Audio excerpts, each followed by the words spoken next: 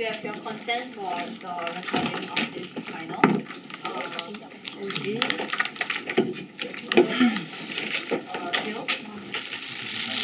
Is it okay with you? Okay.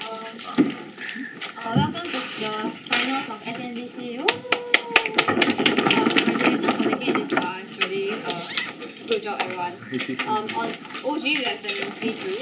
On OO, we have the real Changi prison textbook. On CG, we have holistic mangoes. And on CO, we have Wazowski and Sullivan. Without further ado, may I invite PM.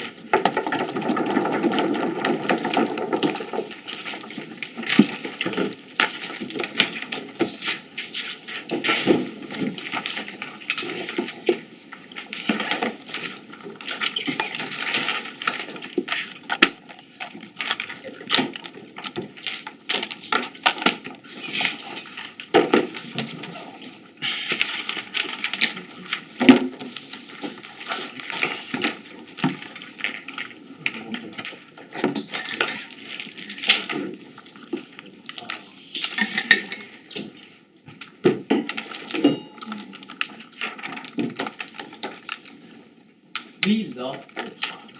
There is a reason why we build statues of people like Stanford Raffles, those that have gone for over a century. There is a reason why we feel nostalgia for our childhood, where we still remember the places that we went, and we still hope that they are still there. There is a reason for all of this.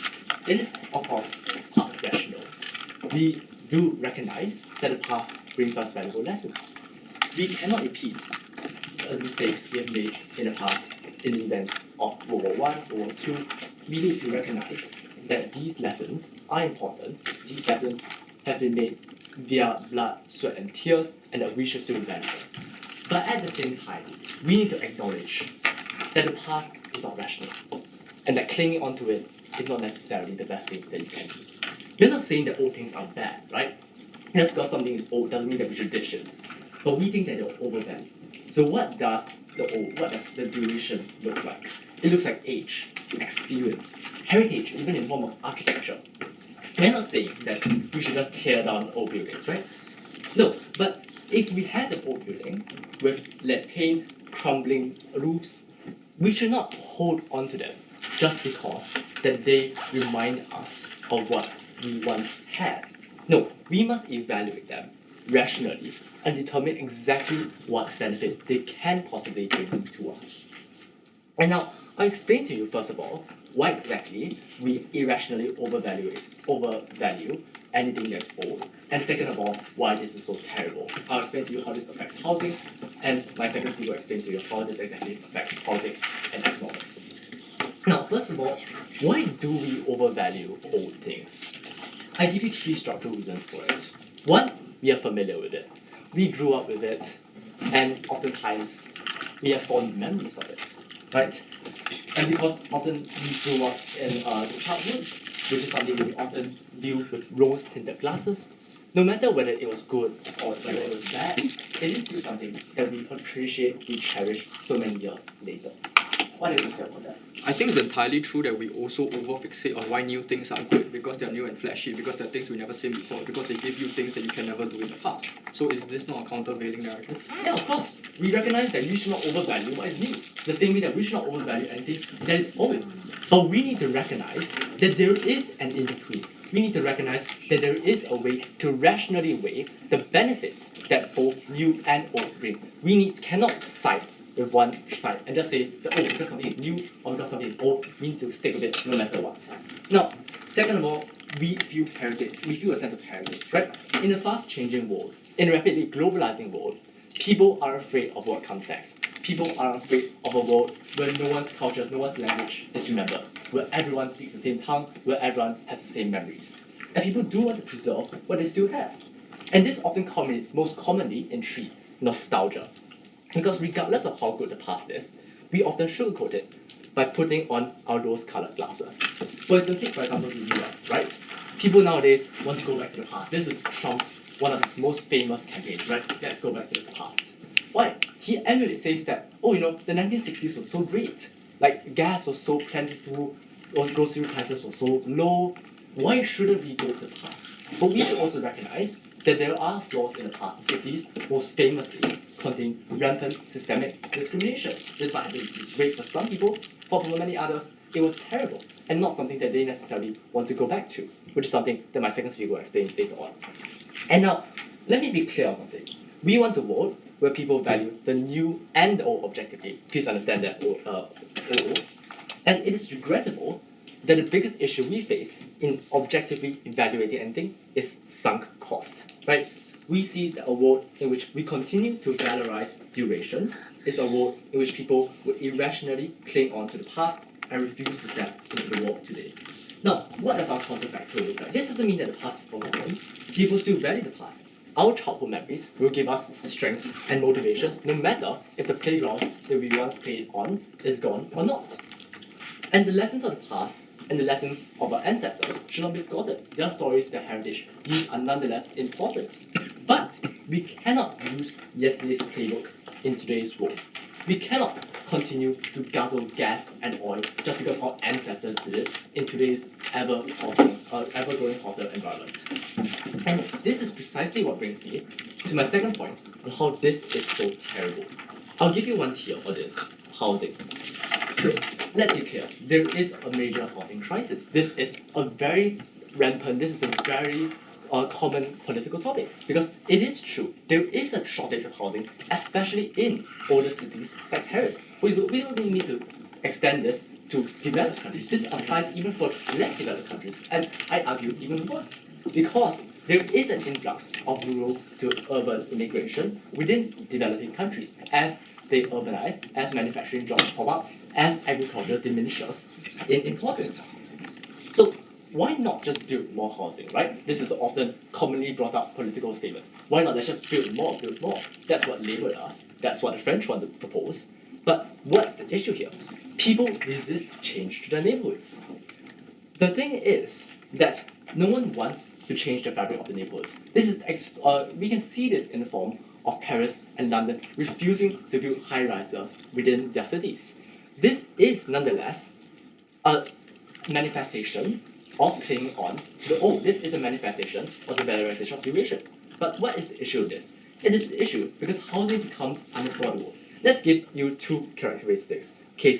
One, even with those who can afford houses, this still means that they do not have money on the table to be invested into their children, to be invested into an economy where it can be further invested and for greater multiplier effect. This means that for the worst of the worst off, this can occur in the form of homelessness, where their children have to grow up in environments with poor quality of life, where the parents have to be busy trying to stay afloat, where they have no one to cling on to support.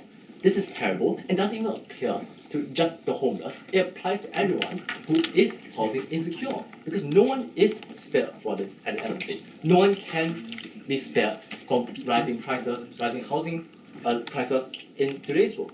And that's exactly the issue that we face today. Because we need to look to the future, we need to rationally evaluate what we have now in such turbulent days. We cannot cling to the old and stick our heads in the veils of the rose gold. We need to look every day. Thank you.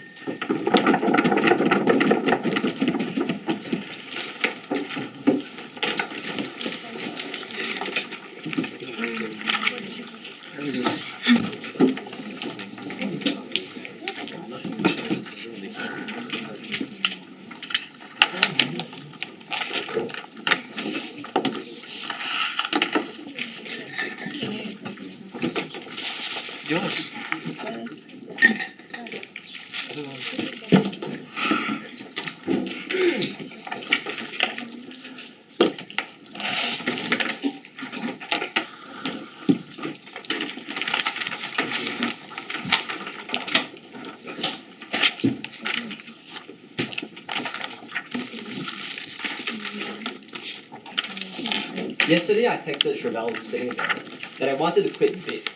And the reason for it is because I have God on my team, but more importantly, that I felt I wasn't improving, that I was stagnating, that I should give up. But more importantly is about the emotions that plagued me every time I went to a conversation. The anxiety of speaking on stage, of seeing good judges and good people around me, and looking at every single word I say, created this sense of anxiety and forced me to give up on what I consider to be my passion, or what something I invested years in, and the bonds I've built in the friendships and brothers that I've met. Our case is really simple. We don't think the past is inherently bad, but we think appreciating what the past brought to us allows us to cherish memories, but also invest in more deeper and meaningful experiences, but secondly, still maintain tradition and get some form of change. 2 points on setup. The first is that we think this is something you inherently turn to. You attribute duration and long lasting to be a good outcome. But secondly, we don't think it's as blind as what OOG wants to push. It's often incredibly nuanced and not blind. We often find ways to question why it lasted for a long time and often form a discourse on the middle ground. I'll explain this in my first argument. We have two arguments then. The first is on change in tradition. The second is on developing meaningful experience. First argument then. The OG claim is that there's going to be very little opt-out for cultures and traditions as long as they last long-lasting, and somehow things like racism and homophobia are going to continue. We have 2 points. The first is that valorization of duration occurs in the status quo, where even now we see the worst aspects of traditions changing, like liberalism rising, like people realizing that traditions are not something we should blindly follow. This opt-out is available because of a few reasons. The first is assigning value to culture does not equate to seeing them as beneficial. You can see certain cultures as bedrock as a community, but not necessarily agree with it and see the flaws in it. But secondly, we think you oftentimes are able to spark meaningful discourse. Government comparative is a tribalistic split between two groups, those who support tradition and those who completely don't receive somehow in the status quo. Importantly, we think that seeing value in long-lasting traditions creates a common ground for discourse. Those who disagree with tradition can see why it's important to maintain some aspects of it, and those who prioritize tradition might be able to listen to what the newer people might say. Crucially, we think having some valorization of the past, having some appreciation of it, gets some form of middle ground to negotiate. So for example, in OG's paradigm, we might give some housing to compensate, but also to state people's wishes, but we also learn from the valorization of racism and create discussions of the problems that came from the past. We think this is how we're best able to meaningfully enable change. Yeah. If you think that culture and heritage already has inherent value, why valorize it? No, like valorization is something that happens in status quo. Like they already valorize this in status quo. Like this is not like a thing. So like we're able to see the benefits of it and still appreciate some parts of it, but recognize not blindly that these are very bad things because of countervailing things like human dignity, like caring for various persons. We don't think valorization is so strong that it's gonna make people all be absurdly stupid and absurdly traditionalistic. Okay, second point. Why is less change just not generally a bad thing? We think some people cling to these past, but that's only bad if these views are bad. We think seeing importance in culture as a trade-off is particularly important because it often acts as the glue for communities. It is the common threads that bind us together. The best example of this is that when I was a kid, I resented Chinese New Year. I viewed it as a lost artifact of a past heritage that I didn't really care about because I was in Singapore, because I spoke English as a traditional language. But the answer I arrived at, my mother kept telling me, was that our heritage is what makes us a community. It is often the past, the glue that binds us together, that forms the ethnic ties, religious bonds, that makes humanity a social creature. Because our past determine our future, but more importantly, our past tells us from where we came from and we're able to form stronger communities around that. But also note, even if it's true that we get some form of tradition, we're not trading off change. People still aim for and celebrate the staying power of progressive change. We don't cast aside a tradition as unimportant. We simply arrive at the middle ground to discuss whether it's possible to change it and to see whether it's as good as what valorization might suggest. The second argument then is about developing meaningful experience. We think our comparative is we're going to place a premium on perseverance. We're going to look at the sunk cost and evaluating how far we've come. The problem that OG fails to prove is that humans are fickle. OG asserts that it's magically a balancing act but gives us no mechanism. Here's two. The first is that we often make decisions based on what we consider to be proximate. We're often myopic in assessing value in the heat of the moment. So for example, things like emotions that blind us, things like breaking up a relationship because of one bad argument, things like dropping out of college because you failed one semester. Oftentimes we are swayed by immediate desires. But secondly, we're often blinded by what we consider flashy and true. The best example of this is fast fashion. We often don't take into account what we lose. We don't take into account the past that we have, and we often make decisions in the spur of the moment. The outcome is very simple. Not only do we generally make bad decisions, but we also give up on meaningful investments that took up time. No thank you. Importantly, what this means is that we often waste time and effort in the government comparative because you never truly arrive at something meaningful, because the comparative is often listening to your baser instincts, because the stumbles along the way will always trip you, because your emotions always tell this is a bad idea, but you needed the ability to look to the past and assess whether this was really something you really love and whether you should actually consider continuing it. It is the notion that you can always move on. The problem the government is very simple. You can never truly settle because there are tons of issues we face along the way that will tell us to give up. There are tons of hurdles along the way that will tell us that it's not worth it. What's our comparative? Very simply. One, we think we're going to get a countervailing narrative that forces reassessment of the past and forces people to negotiate what really is important to them. We think it's about pushing you to consider the time you've spent, but also the memories you've made, the friends and bonds you've formed. It's about reinvesting in experience and persevering. So one, you're often able to get happiness you might have myopically traded off in the moment, but second, it's also about the long-term eventual gain, the eventual marriage you have, the eventual college degree, and more often than not, people always say that that feeling of triumph, that feeling of eventual success despite all of their hurdles made everything worth it because the smile on their friend's face, because of the success they felt, because of the career they finally get. It is often these dreams that take time, these investments that take effort, and giving up on them, like OG says, is how we lose everything. We think, importantly, we're going to reinforce the perception that things that resist the erosion of time have some value, they have some reason why they've been here for so long. We think the prioritization of long-term experiences is incredibly salient because, one, they usually provide benefits that cannot be achieved otherwise. For example, having a long and great career is simply impossible if you're incredibly fickle, incredibly focused on what's immediately in front of you. But secondly, it enables a resistance to time. You don't give up on your friends and families at times of tensions and low points due to that sunk cost. You're thinking about whether these things really mean that much to you. You're thinking that maybe you should forgive them or maybe you should continue these relationships. Maybe it's true that we get longer relationships and less choice overall. But more importantly, we get meaningful and deeper experiences that gives us the ability to live life to the fullest. Let's respond very quickly to OG if I haven't already. OG just says that this is about looking at the past and regretting it. We just think this is absurd. The narrative is not about just looking at the past and regretting it. It's about appreciating some aspects of the past. Maybe that means that we're not just going to randomly give out on things like housing. It means we're going to see that maybe housing has some value to these people's lives and culture. Maybe this is something they can truly appreciate. We can find a middle ground to compromise to give them that form of benefit, also arrive at some change of tradition. Importantly, what happens on their side is fickleness, is people never truly investing in the future. For all these reasons, Thank you, our may I now invite PM.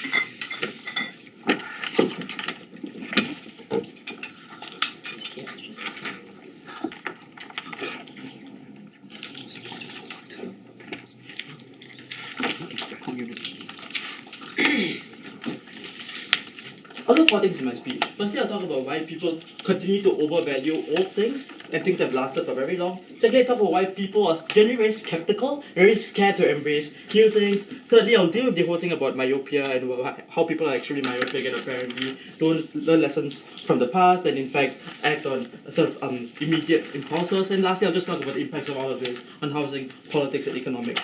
Firstly, on why people continue to overvalue old things. We give you a number of structural reasons right in first, right? We told you firstly that people are obsessed with numbers, right? When they're able to say something has lasted 5 years, 10 years, 15 years, numbers stick, right? Words don't stick with people, right? Ideas don't stick with people the same way numbers do, right? Which is why this is a huge problem, right? Which is why the valorization of duration is a huge problem today, because numbers stick with people, especially because we live in a society and we live in a community that fetishizes numbers, right? So this is the first reason why people continue to, for instance, overvalue old buildings, right? Or for instance, continue to glorify companies that have lasted for 50 years, even if these are objectively speaking companies in decline, right? Numbers matter to people. But secondly, we tell you that culturally we just tend to fetishize things that have stood the product of time, right? This is like precisely the kind of language that we heard from right? When they talk about things like perseverance, right? We talk a lot about how things have persevered the test of time, and therefore we should keep it around, even if, for instance, the old building objectively has, lead pipes and asbestos roof that's going to make people sick, right? We would just want to keep it because we think it's persevered the test of time. And we're very irrational about valuing these things. Well, thank you. And lastly, we told you that nostalgia is a very potent force, right? For all of us, we think that the past is always much better than the present, right? Because we often look at the past through rose-tinted glasses. We think that the past was all great, everything was great, and life was idyllic then. Even if objectively speaking, the past was pretty terrible, if not to us, to the people around us, right? And because we often tend to valorize our youth, because we often think tend to look at our childhood and our younger days with much fondness. We tend to look at things that happened in the past, like through rose-tinted glasses, right? Which is why nostalgia is a very potent force, right? And we can see this all around us if you look at the politics in various countries, right? And thirdly, it's also about history and heritage, right? We told you in first that, for instance, when you see a building, right, and your grandmother tells you, this is the building where I grew up in, right? Or your grandfather tells you, this is the playground where I play, right? All of this sticks with people, right? And people see themselves and see their stories in these things. And this is the reason why sometimes people are unable to rationally and objectively look at these things and evaluate the pros and cons and the benefit it gives to them, right? So these are the reasons why we told you right from first that people tend to overvalue old things and overvalue things that have stood the duration of time, right? And this is important because we told you right from first that we're not against valuing heritage, right? We're perfectly okay with people valuing old things and we want people to learn lessons from the past, right? What we are against is people overvaluing them and choosing not to live in the present and choosing to be irrational in the ways in which we value them, right? And this is important because insofar as we are able to prove that on the whole, people overvalue things in the past, then it's true that we should oppose the valorization of the duration, right? We should oppose the valorization of things that are old because we want people to make an objective decision based on like cost-benefit analysis, right? And secondly, we heard a bit, and frankly this wasn't quite well fleshed out, but we heard a few things about how people, the real problem is the fact that people sort of don't, the real problem is that people are not really drawn to the past, but more that people are drawn to the flashy future, right? I have three responses to that, and three reasons why I don't think that is true, right? Firstly, because very often we just don't have the vocabulary to talk about things in the future, right? With old buildings, for instance, right? We know how to talk about brutalist architecture, we know how to talk about Victorian era architecture, but we just don't have the vocabulary, for instance, to talk about things like glass buildings, right? Because we just don't have the vocabulary, the frames of reference to look and evaluate things that are new, we tend to shy away from them, right? But secondly, because they're just unfamiliar, right? Because we have no frame of reference for these things, we just tend to undervalue things in the present or in the future rather. We tend to overvalue things in the past. But thirdly, it's also because people are genuinely hesitant and skeptical of things that are new and flashy, right? This is the reason why we hate people like VCs. This is why everyone here hates consultants and all the language they use, right? Because we tend to be very skeptical of the new language. We tend to be very skeptical of the new, right? I think it's maybe debaters' exception, but I think if you talk to the average reasonable person, right, they'll be very skeptical of new flashy things, right? No, thank you, right? And so we tend to be very skeptical of things that are new and flashy and seem new, right? We'd much rather live in the past, right? And so we think on the whole, the problem is not that people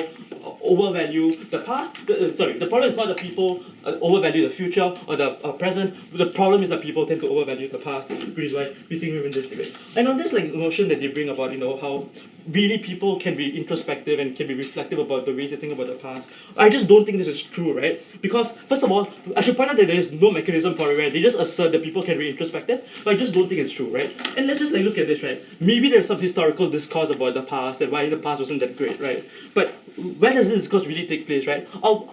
I think I will say that this discourse predominantly takes place in very privileged circles, right? You have some sort of historical debates happening, for instance, in history journals, right? Or you have documentaries that have all this discourse about the past, right? But we think the average reasonable person is not sort of interacting with these forms of discourse, right? So the average person is not sort of looking back at history or looking back at the past and sort of being forced to evaluate it in a sort of rational and retrospective manner, right? Which is why you have so many people in the Philippines who continue to glorify Marcos and think that Marcos was great, even though he brought the country to shit and he killed democracy in the country, right? So we just don't think they have provided any mechanism, and on the whole, we just don't think it's true that people can be introspective and reflective over the past. No, thank you, right? And then lastly, this idea they bring about how the big problem is that people are myopic, right? And they're very swayed by their immediate desires, right? I have a few responses to this. Firstly, I think it's just objectively true that we can overlearn lessons from the past, right? The reasons, for instance, right, after the 2009 financial crisis, the biggest lesson that was learned was that it's important to provide stimulus fast and quick, right? But when we implemented that post-COVID, this led to huge amounts of inflation that we're still trying to tame, right? So just objectively true that we can overlearn lessons from the past, right? But secondly, it's also true that times have changed, right? Lessons from the past just may not be applicable to lessons in the present or for future problems that we face, right? Because times have changed, and so the same lessons that we take from the past just don't apply, right? And in fact, yeah, we think even if sometimes, for instance, people tend to sort of ignore the past, we think that's a good thing, right? For instance, they bring up the examples of relationships, right? We don't want people staying in toxic relationships just because the marriage has lasted for 15 years or 20 years, right? If it's a toxic relationship, people should leave the relationship, right? We think the language that they bring is precisely the problem in today's debate. And so we don't want people staying in toxic relationships or staying in university if they hate it just because, the past was good, or they should learn the lessons from the past to be less myopic, right?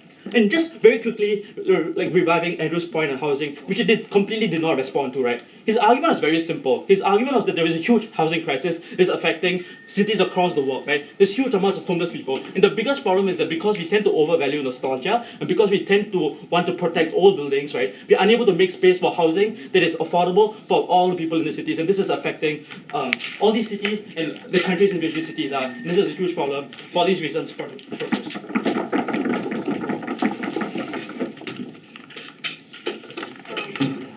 Sorry, can the spectators please keep their noise level down because we're recording from the back and that might affect the recording. Thank you.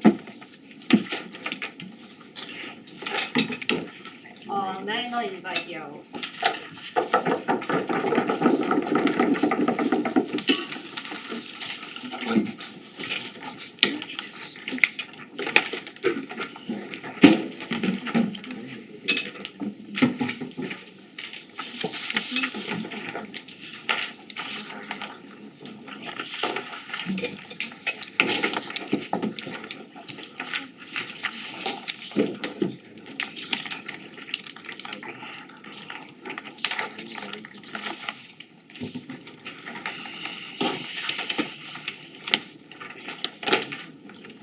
The way by which we determine importance and value to things are something that's fluid and expansionist, i.e. we find importance in various things. Sometimes we find importance in things that are new, sometimes old, sometimes it's because of human dignity, sometimes it's because it protects rights. There are many things that we can find importances. The important thing is finding value in the past necessarily counteracts the importance of finding value in the future. Why is this important then? Despite OG rhetoric, what we need to understand is that currently we don't just blindly glorify the past and think that the past is good. We also value things that are new. If they want reasons, I can give three. First is because new things give new features. Second is because you welcome change due to the fetishization of an open mind. Things like globalization eat into local cultures that have lasted for generations. Third is because dreams and aspirations need to materialize in the future through the embracement of new things. But these reasons don't particularly matter because either side can just spray reasons for why you hold on to the past and future. What we need to understand is that the vast majority of people internalize this narrative in like a normal way, i.e. they find value in the past and the future at the same time. LeBron James has a longer career than Michael Jordan, but we see it as Michael Jordan being the GOAT of basketball. Status quo is the valorization of duration, but we see buildings without lead pipes like SMU. It is important that we understand that people find values in different things. Why is this important then? This then shifts the debate away from what OG wants it to be, which is a debate about regretting holding importance to the past, but instead a debate about holding importance for the past that lasts. The true line from opening opposition is very simple, that things that stand the corrosion of chronology are valuable because they require effort and they are impactful to you, not just things that have already been lost and already are things that you threw away. Few things that I'm going to do in this speech. I want to target the various aspects of personhood and tell you why it is that we hold importance for things that last. The first is in terms of politics and discourse. It is important to understand what we told you, that holding importance for things that last is crucial for two things. First, it gives you the ability to bond communities. There is a broad shift away from tradition and status quo because people leave their roots. The impact of this is that we lose our common history, things that allows us to connect to our grandpas and grandmas. This is important because when the upshot of this is often isolation of people who cannot keep up with the times. The ability for you to hold on to these communities and the places that people live in and the histories that they care about is important in creating inclusive communities that they want to live in. Second, in terms of change, there is a massive separation in their world between traditionalists and progressives. The moment in which you appreciate that the past is important for certain people because they've lasted for a very long time is the common page by which discourse sprouts from, because people glorify Marcos due to the effect of historical distortionism. He convinced people, like currently Marcos Jr. convinced people that the Marcos regime was good, not because it lasted a very long time. The important thing we need to understand is that discourse sprouts from understanding, and understanding that the past is important for certain people is crucial. How does this actually manifest? I think it manifests in the exact example that they're talking about, which is housing. Moving on to the idea of items and objects, how they are important to us. The idea of housing, right? The moment by which you acknowledge that certain things such as old housing is important for certain people is then crucial in activating a few different forms of impacts. The first is that it prevents the injustice of removal of housing for a lot of different old folks who live in their homes and continue wanting to live in their homes. The second is that you come up with the ability for compromise, i.e. if you understand that housing is important for certain groups of people, if you're going to destroy that housing to build an MRT station, you're going to give them money, you're going to give them new housing for them to live in. This ability for negotiation then allows us to reconcile the past with the future. The third thing actually is that your ability to understand that the past is important is precisely what keeps the charm in modern architecture. I actually think that New York's pretty developed, But even in the parts of New York that has older architecture, those are the most charming aspects of the city, right? Look at like places like Venice, look at places like Prague, where they keep their historical buildings. That's what attracts tourists, and they don't go there for no reason. It's because we see value in the past and we see them as fundamentally important things. And these things ought to be kept sometimes because you see new importance in new things such as new buildings that have more functionality, that can occupy more people, that have more like floor space index. But it's also important that we keep these things for certain people. But secondly, why are items and objects that last long very important? Things that are sentimental, that last longer than you, oftentimes gives you the ability to connect with others. Family heirlooms, these things that you see that last very long are often important because they form these tangible objects that concretize your relationships with other people. This is important. The second thing is that high quality items are also something that you put your attention to because they last very long, right? Things that took effort and heart to make, like really good clothes, like really good shoes, these are things that you place importance in, which prevents a lot of the fast fashion exploitation that occurs on their comparative. This means that items and objects that we interact with on the daily life becomes far more salient to our existence. Second, on the idea of experiences, whether they are good or bad, experiences leave imprints in us. The moment by which we value these experiences that continue to impact us is the moment by which we truly learn from them and create a fulfilled personhood. Firstly, in terms of the lesson, when people teach you things they are tried and tested over time, you accept it because you acknowledge that these things actually do work historically. Secondly, in terms of intangible moments that change us, when you win a finals in a novice finals competition, when you go to certain places where you experience life-changing events, these are things that are also important to you, and holding on to those things create new personhoods.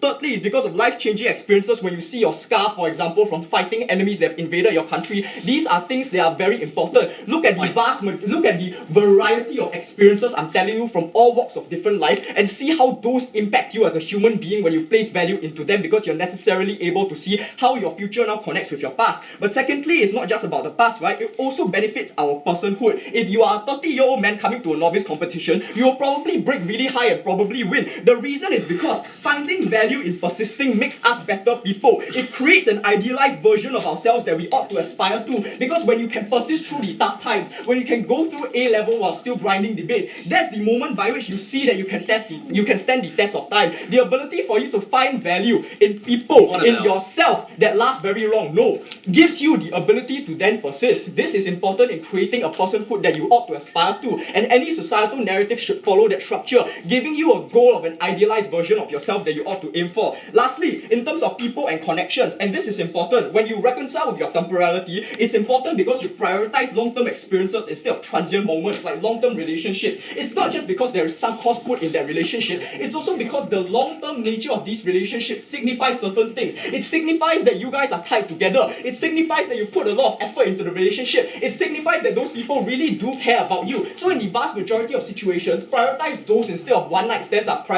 important things that we ought to focus on. But secondly, even on the worst case scenario, by which you are stuck in bad things, which is the only OG case by the way, bad traditions, housing that ought not to be kept, toxic relationships, other than reconciling with how they've held importance to you, I think this narrative also serves an important function in understanding and not detaching yourself from these moments. You acknowledge after a while in a toxic relationship that you've stayed in there for a very long time, and seeing that importance doesn't necessarily mean you see importance in the relationship itself, but you see the importance of the amount of time that you've wasted in that relationship, the amount of time that person has stolen away from you. These are things that you need to reconcile with in order to feel like you've eventually reached catharsis. The ability for you to hold on to the past is important, but to hold on to things that still impact you are even more. Very proud to stand in real Changi prison.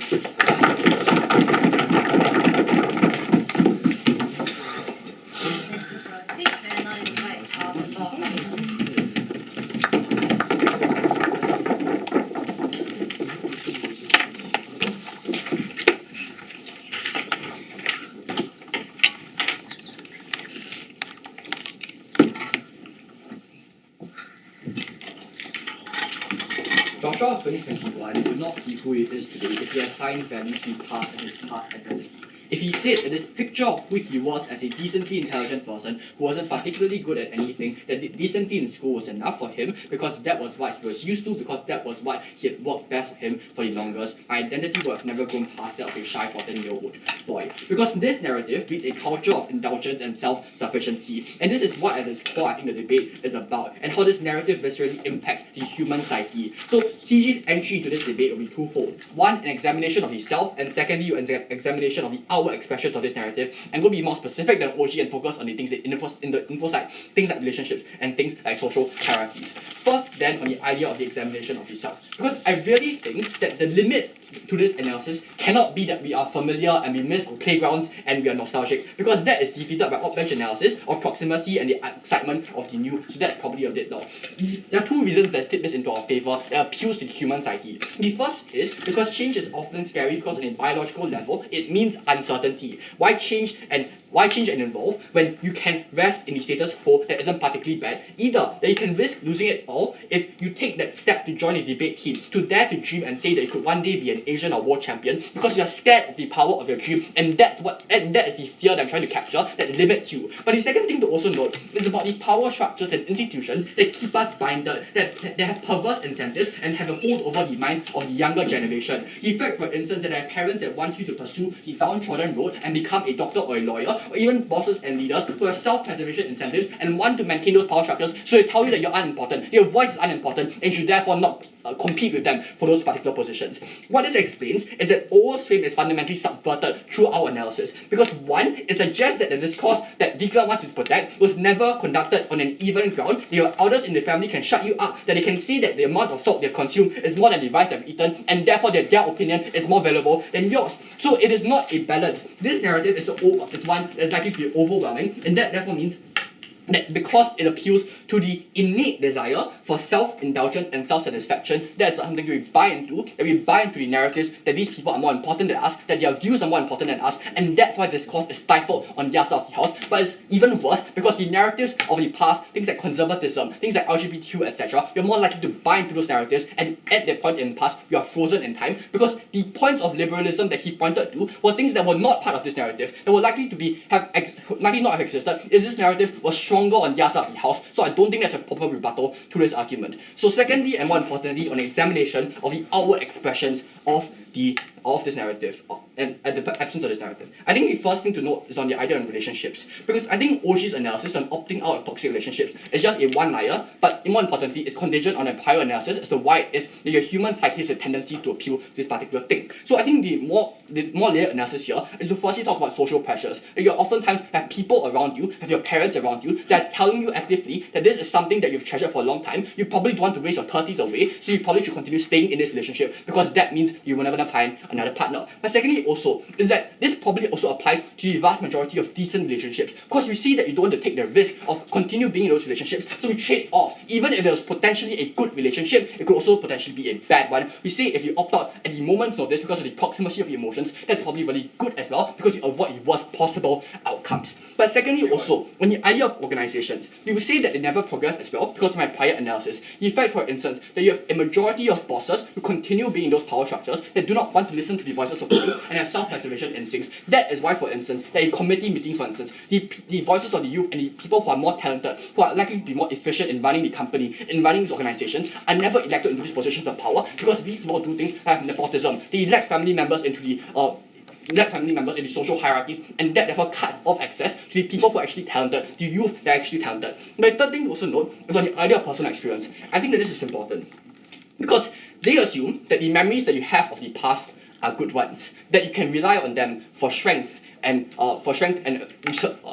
encouragement in your darkest moments, and that will drive you to victory. But I want you to consider what happens if those memories are not good ones. What if they are memories of never breaking at a tournament in your life? What if those memories of bad breakups or bad hardships? I would suggest that these are far more visceral to you at the point in which they touch you at your core. They tell you things about your identity that are probably not true, that you are undeserving of being loved, that you can never make it big. And we think that because of the prior analysis of the examination of yourself, this necessarily means that these are the things that you rely on, and those are the things that hold you back. So the flip side of the analysis is that the people that are most vulnerable on their side of the house are held back indefinitely.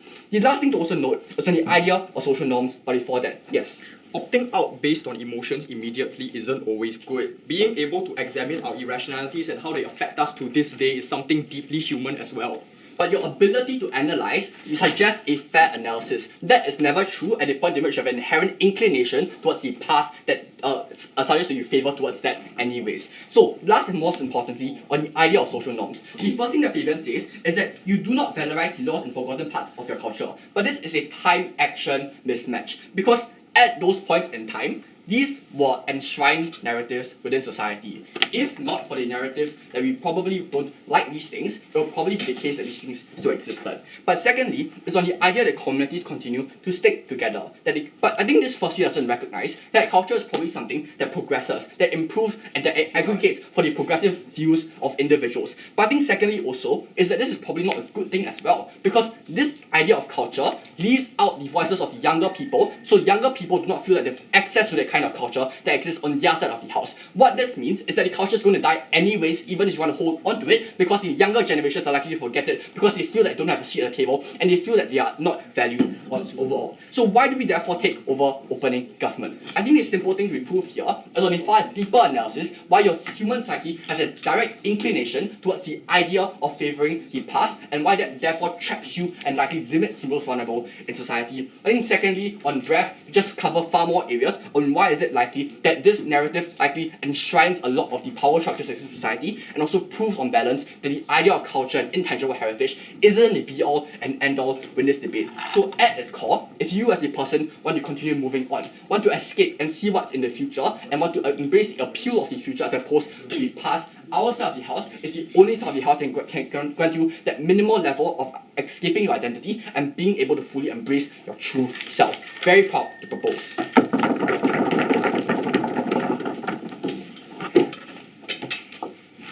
Thank you. Now I invite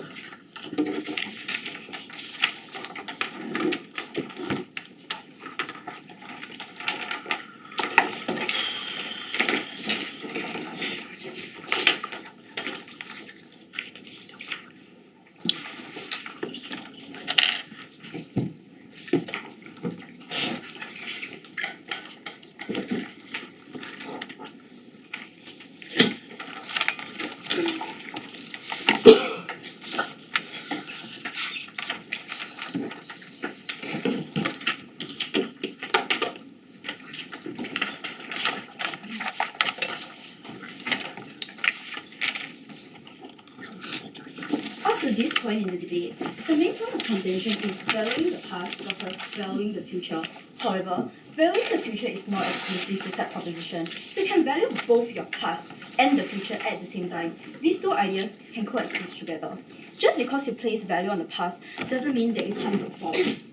Actually, that means without valorization of duration, you will never actually value the past, because without this narrative, you only evaluate things on the basis of utility, and you'll never truly be able to acknowledge or recognize the past and what it represents for the people and their life experiences.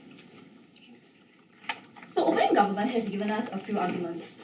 Firstly, on objective evaluation, and secondly on how this leads to practical harms such as housing issues.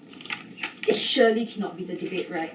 Opening government's case is superficial insofar as their arguments only extend to practical harms. The question that this motion poses to us is what it means to value your past and what kind of meaning this holds. Just because you value something doesn't mean that you prioritize it above all else. You can have an emotional connection with something of the past without sacrificing everything else for it. For example, you have 1,000 historical buildings, but you can't restore or preserve all of them. You can choose the things that hold the most significant sentimental value to preserve. You demolish the rest as you acknowledge that you have to strike a balance between the past and the future on top of the practical necessity to do so. Furthermore, you don't need a tangible form in order to appreciate or value something. Just because it's no longer existing in physical form doesn't mean that you lost the ability to appreciate or value it. So the reason why we value things and buildings of the past is because it represents the lived experiences of people. Without any preservation, there is no way to access the lived experiences of these people in the past. So the impact of this is that preservation is an a priori good. The reminder of what the past looks like. To understand the way people of the past derive value from their lives. And by preserving this, we are able to experience similar things that are essential and fundamental to people. No, thank you. Okay, so how do we weigh above like opening opposition? Everything that opening opposition said is indeed correct. However, they don't prove why valuing the past is important. And I'm flagging this out right now that this is our important contribution as closing opposition. Our principal extension will then justify this. So moving on to the extension, we think that experience, irregardless of whether it's good or bad, is still valuable. The worst thing in life is to die without achieving your goals and dreams.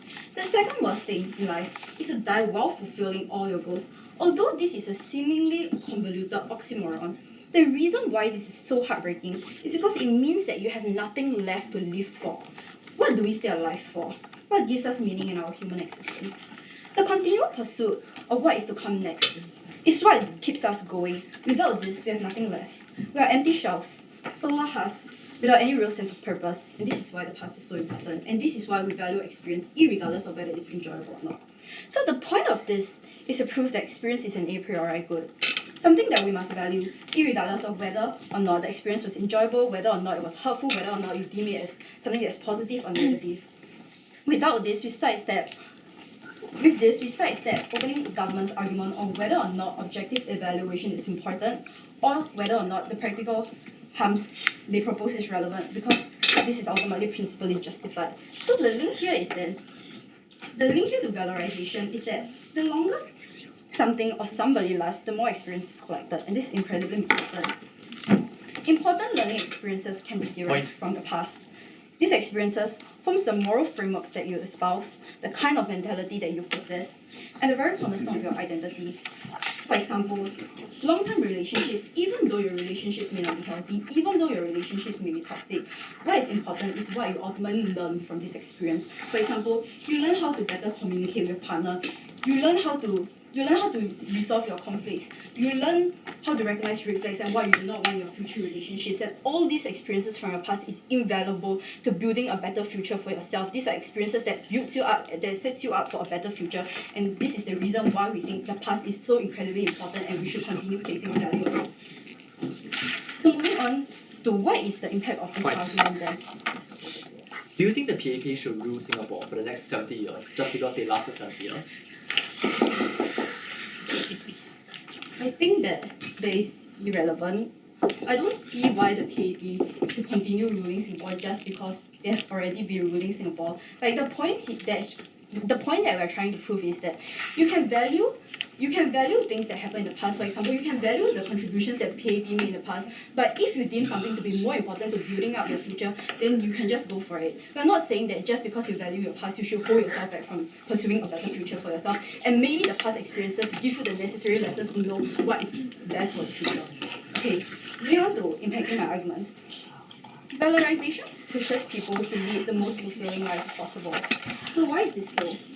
When you deem experience inclusive of your past to be invaluable, you are determined to chase more and new experiences as you know that this is something that holds inherent value.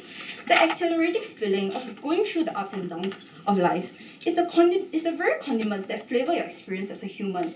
Deriving joy, sadness, anger, and fear is the exciting aspect that keeps us going in life.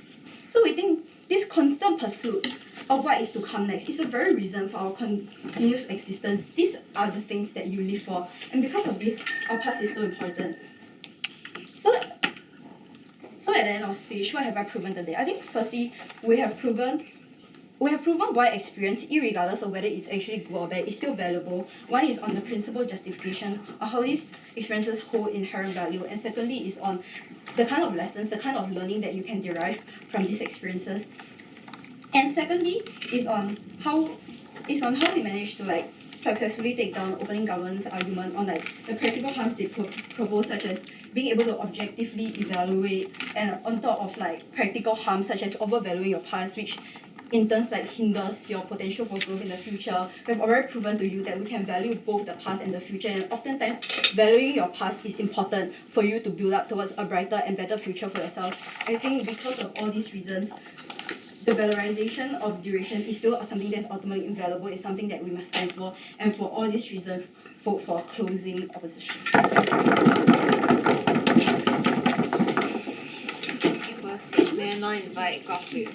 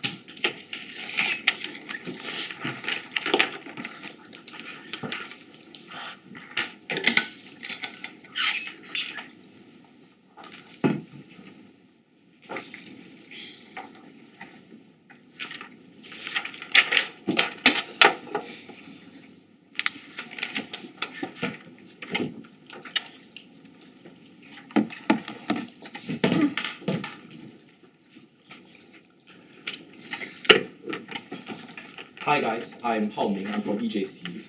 I'm a debater that has, quite a new debater. I've debated for only 10 months in the circuit. But even so, I love this sport more than anything right now.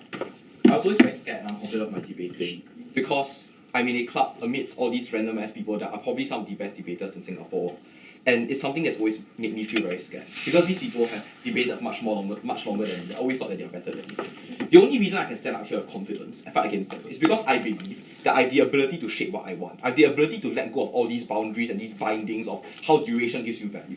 This is the only thing that allows me to self-actualize and achieve the fate that I want. Few things I want to talk about in this speech. Firstly, why opening clash about are people drawn to the past or not is ultimately a deadlock that can't really be credited. Secondly, some responses to CO. Thirdly, some responses to OO. And lastly, why we are over OG. So firstly, on to opening clash. So OG tells you that people like, it's just this back and forth tennis match where OG tells you that like people really drawn to the past, so like we should make them be more like the future more. Then they say, oh, like people really like the future, so we should let them like the past more. I think ultimately this is just a deadlock because there's a lot of back and forth reasons. I think Joshua's material uniquely breaks this deadlock insofar as he tells you how oftentimes this is something that we feel comfortable about, how oftentimes this is perpetuated by people that oftentimes want to stay in power. So I think at the point in which he do this, he actually takes out a lot of the material from all the other houses. I'm going to talk about this more in my speech later, but firstly I'm going to respond to CO.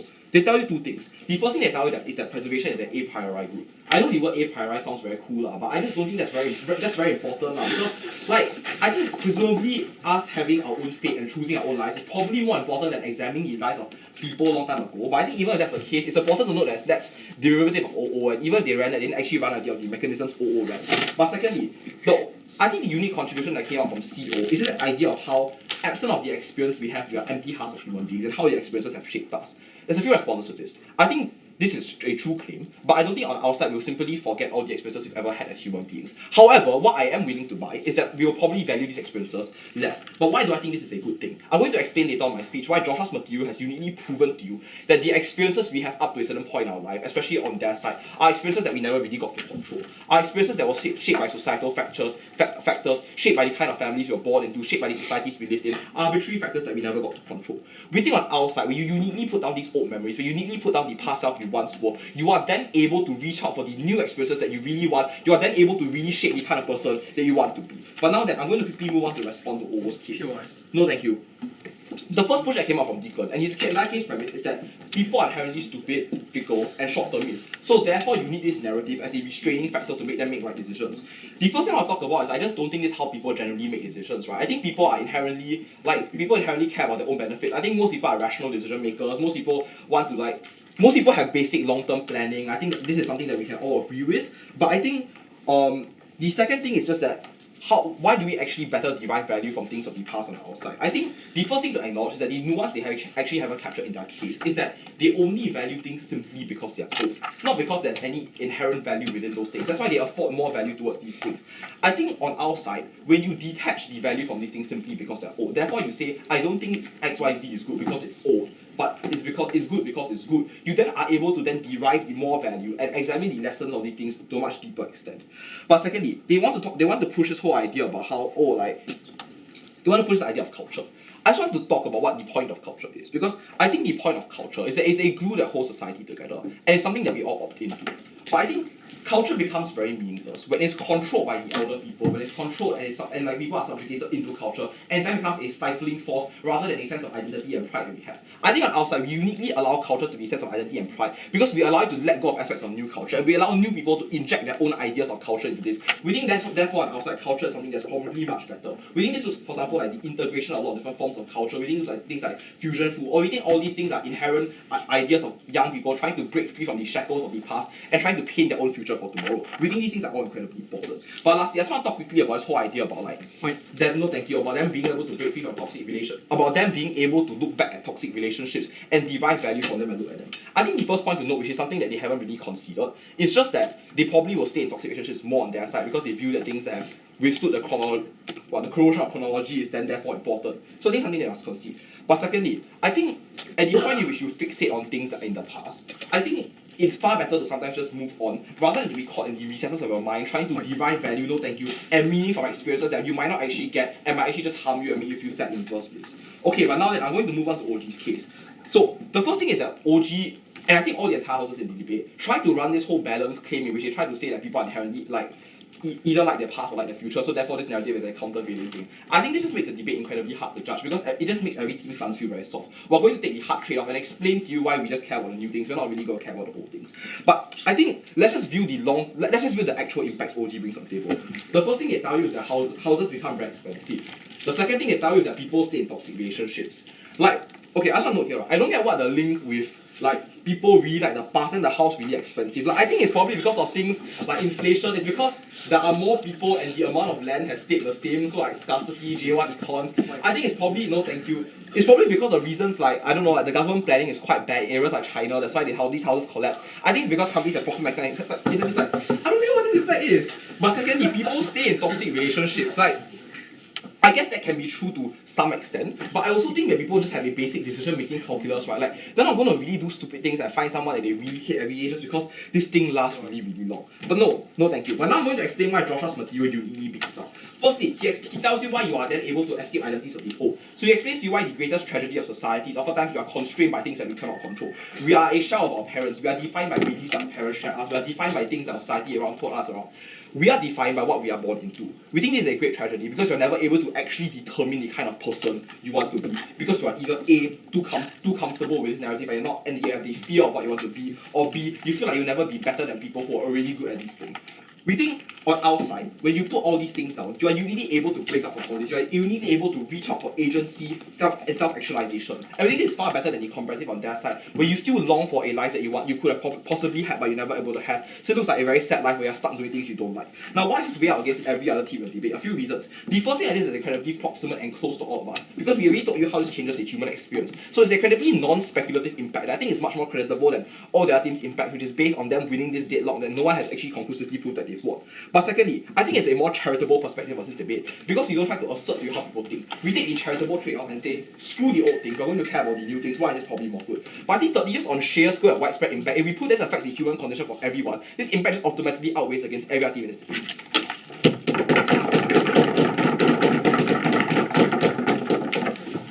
Thank you for that speech. May I now invite Orbit?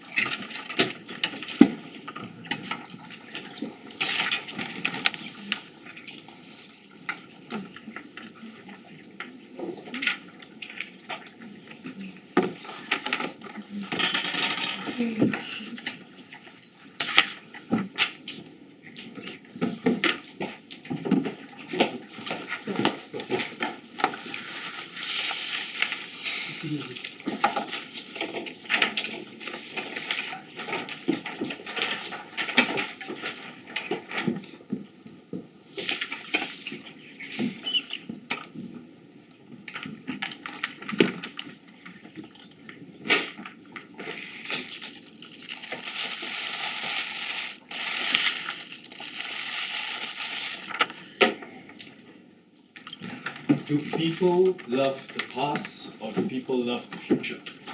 Very simple answer to that. People love both. The fact is that people love both, but the only side in which people make sure that they derive meaning from the past, make sure that they don't look at the past as something that you just want to run away from, but rather something that you can learn from and you can derive meaning from, is the side opposition. So, first of all, on OG's case, essentially what OG tells you is that, oh, if you value the past, you're going to only value the past. You're only going to value like preservation. You're not going to build housing because you're going to want to preserve all the old buildings. The fact is that when you look at their rhetoric about you making a rational choice, they say that you should only look at whether the building has lead pipes. They say that you should only look at whether the building can support a certain number of people. But the fact is that under your calculus, under the calculus where you say that numbers are seductive, words are not seductive, then that is a calculus where no historical building would exist. Because the fact is that you assign value to buildings based on their utility. You don't assign any value based on the fact that they have stood a long time, that they are markers of the past, they are places that we can step into and look into the eyes and the lives of past people. Without that, you have no value in heritage. There is no value you place on the past. It is merely something that you want to run away from as quickly as possible. And we tell you that that's something that's really such a shame, right? Because when you look at the people that lived in our past, they are people that we learn lessons from. I want to know what Venice felt 400 years ago, because I, as a person, can never live 400 years ago. I can't time travel. I can't know what life was lived like 400 years ago. But when I step into that building and I live a similar experience to what people in the past lived, I unlock that aspect of life. I unlock that possibility of knowing how other people derive meaning, and that is something that is uniquely special. I don't want to live life as a being that just marches into the future seeking the next big thing, the next hedonistic thing. I want to know what it feels like to live, and that is something that I can only achieve if I value how other people do it, and that necessarily means looking into my past and everyone else's past. What else do they say? They say that there is no introspection on our side, that only privileged people can do introspection. And I think that is, let's face it, that's a bit silly, right? Because their mark for this is that when you have this valorization of duration, the only people who can live that long are rich people, and then like only people who have time to introspect and analyze are rich people. But I think the fact is that everyone finds value in doing this, right? Everyone finds value in looking into their past, in looking into the way other people live their lives, and I think this is not exclusive. Next, finally on relationships. When you enter a toxic relationship, when you enter a relationship where you abuse, when you enter a relationship where you feel really, really shit, is that an experience that you want to relive for the next of your life? I would think not. But I would think that you would probably want to value that experience as something that you want to introspect on, as something that you want to think about. We want to think about the factors that led to it. We want to think about the way that it made you feel, because it tells you that what you want from what is next. It tells you what you want from future relationships. The past informs the future, and without valuing the past, it cannot inform your future. You end up in a cycle where you always look at the same things. You, as you age, you always go for girls the same age. You always go for girls who are 17 even though you're 30.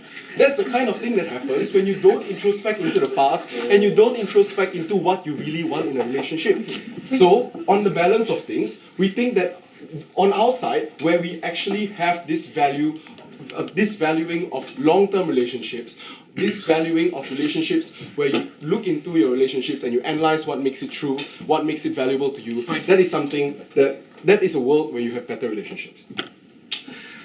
CG runs, they essentially say that the past shackles you. Your memories are slavery. Your memories are something that you cannot control, and if you keep focusing on your past, you can never zoom into your future. The fact is that I am also new at debate Ming. I am newer than you.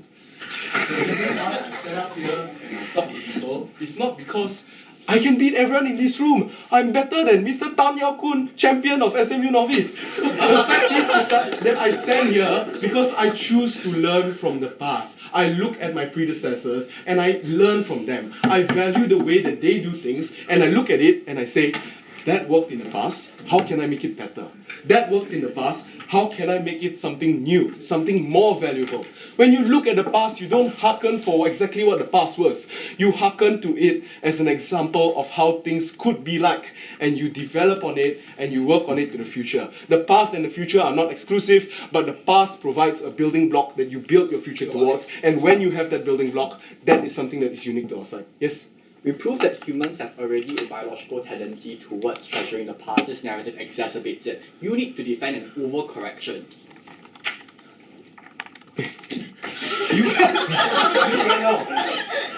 Does society coerce you to look at the past? Do you hearken for the days where you like sit in church and you do nothing and you very sad every weekend, don't go to bed? No, right? The fact is that humans may have a biological tendency to hearken for the past, but there is an equal biological tendency for you to search something new.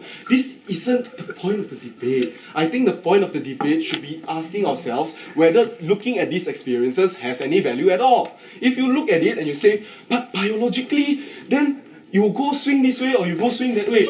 I tell you, if biologically I have to analyze whether you swing this way or that way, I also cannot. I'm not biologist. But what I can tell you is that I derive meaning from the past. And that is something that everyone should do. And that is something that is more important to the crux of this debate. Finally, why do we take over OO? OO tells you that you want to go to Venice and you want to value architecture. But the fact is that valuing architecture is not necessarily good. The reason why is that you want to be able to step into the past. That is the principle that we have, and that's the mechanism by which we win this debate. Thank you.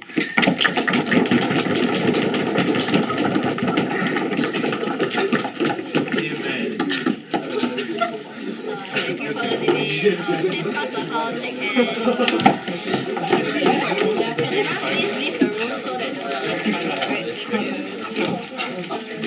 Thank you.